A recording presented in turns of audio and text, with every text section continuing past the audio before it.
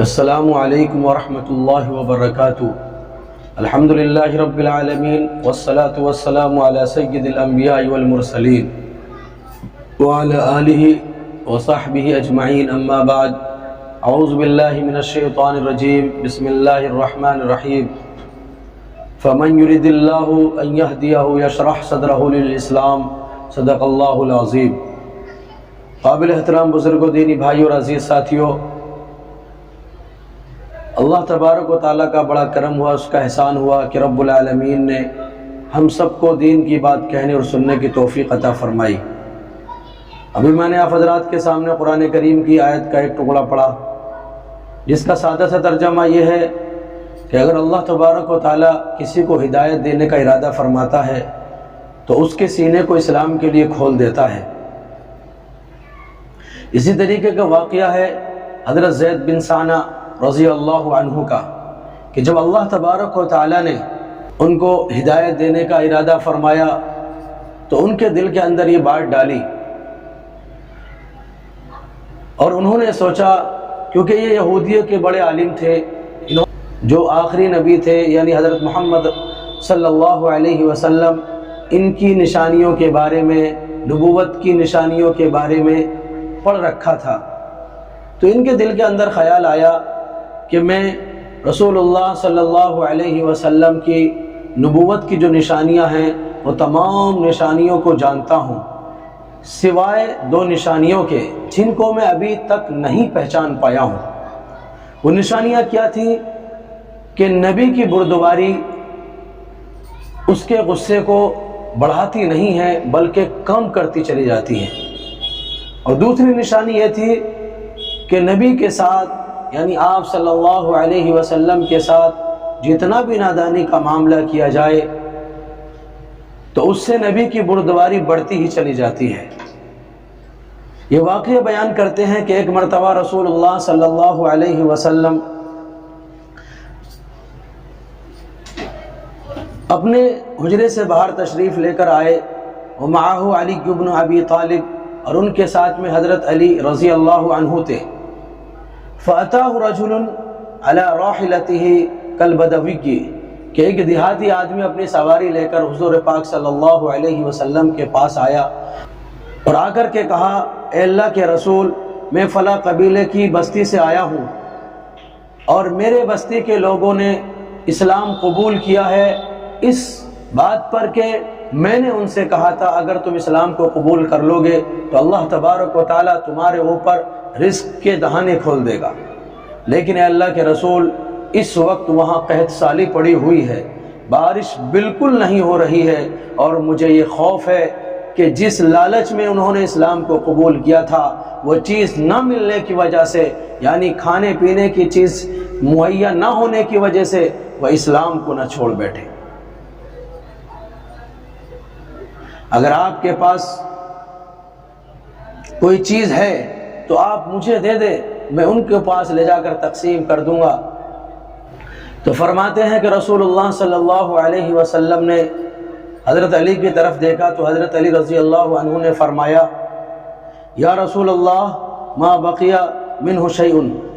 کہ کوئی بھی چیز ہمارے پاس اس وقت نہیں ہے۔ تو حضرت زید بن ثانہ فرماتے ہیں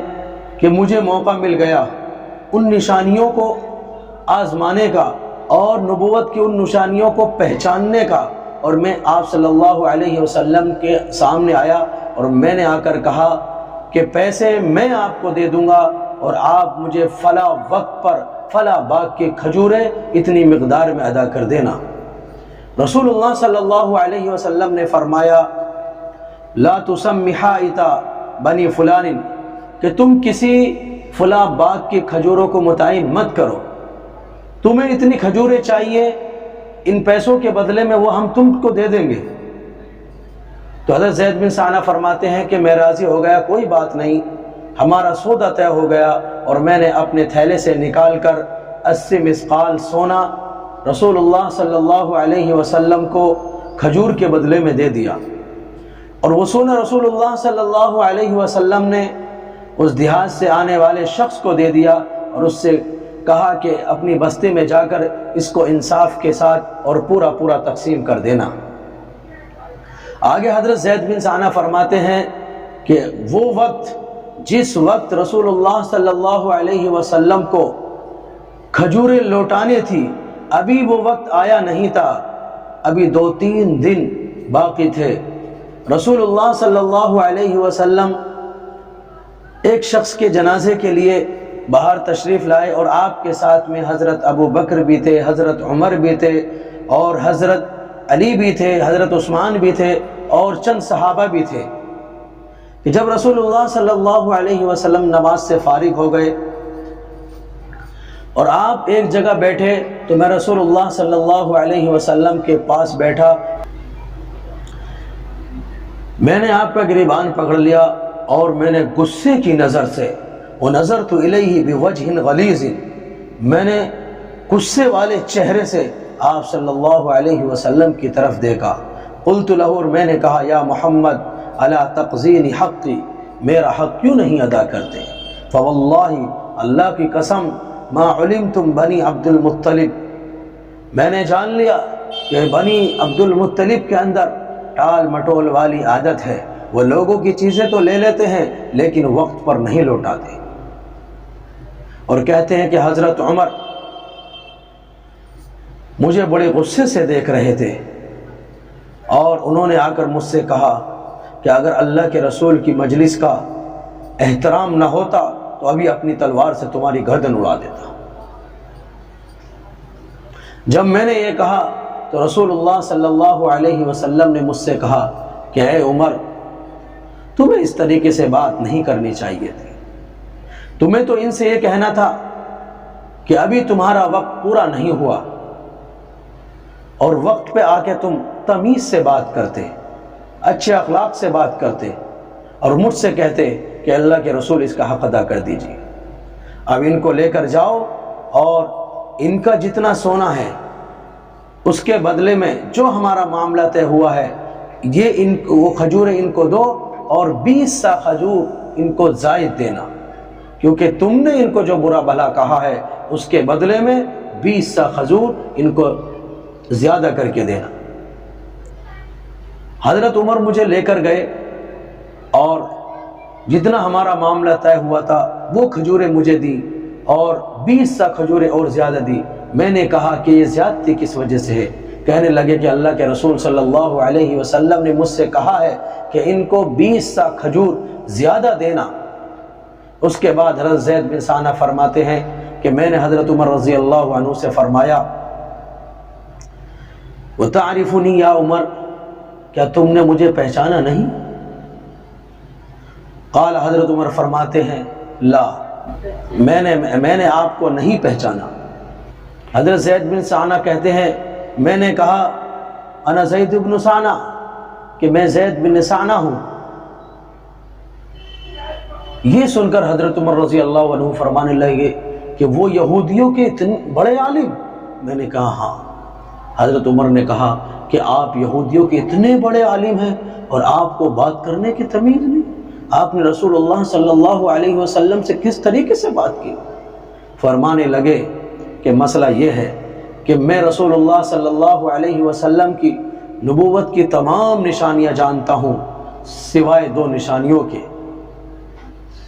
وہ نشانیاں میں نہیں جانتا تھا، ان نشانیوں کو پہچاننے کے لیے اور ان نشانیوں کا تجربہ کرنے کے لیے میں نے رسول اللہ صلی اللہ علیہ وسلم کے ساتھ اس طریقے کا معاملہ کیا، لیکن اب میں پہچان چکا ہوں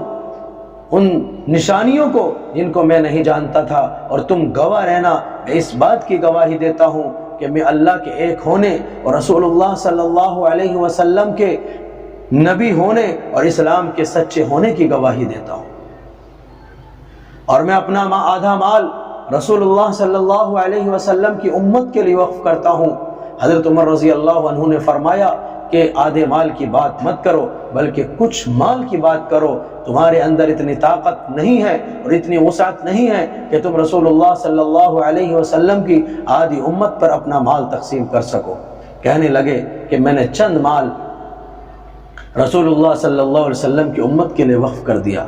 اس کے بعد حضرت عمر رضی اللہ عنہ ان کو لے کر رسول اللہ صلی اللہ علیہ وسلم کی خدمت میں پیش ہوئے، اور خدمت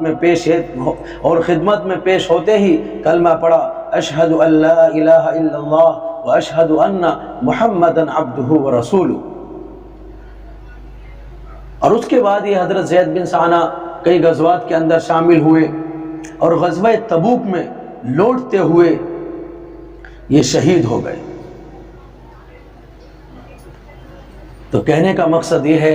کہ رسول اللہ صلی اللہ علیہ وسلم نے لوگوں کو جو اپنے قریب کیا تھا، اور لوگ جو اسلام سے محبت کرنے لگے اور اسلام کو قبول کرنے لگے، وہ رسول اللہ صلی اللہ علیہ وسلم کے اخلاق حسنہ تھے۔ آج ہمارے اندر سے وہ اخلاق بالکل ختم ہو چکے ہیں، اس لیے ضرورت ہے اس بات کی کہ ہم آج رسول اللہ صلی اللہ علیہ وسلم کے وہ اخلاق جس کی بنیاد پر لوگ اسلام کے قریب ہوتے تھے، جس کی بنیاد پر لوگ اسلام کو قبول کرتے تھے، ان اخلاق کو اپنی زندگی کے اندر پیدا کریں، اپنے اندر پیدا کریں، اپنے بچوں کے اندر پیدا کریں۔ اخلاق النبی صلی اللہ علیہ وسلم، تو پھر انشاءاللہ ہماری زندگی کے اندر بہار آئے گی، لوگ ہم سے محبت کرنے لگیں گے۔ آج تو حال یہ ہے کہ کوئی مسلمان کو اپنے پاس بٹھانے کے لیے تیار نہیں، کوئی مسلمانوں پر بھروسہ کرنے کے لیے تیار نہیں۔ بات یہ ہے کہ ان اخلاقوں کو ہم نے کھو دیا جن کی تعلیم رسول اللہ صلی اللہ علیہ وسلم نے دی تھی۔ اللہ تبارک و تعالی سننے سے زیادہ عمل کرنے کی توفیق عطا فرمائے، آمین۔ وآخر الدعوانا الحمدللہ رب العالمین۔ السلام علیکم ورحمۃ اللہ وبرکاتہ۔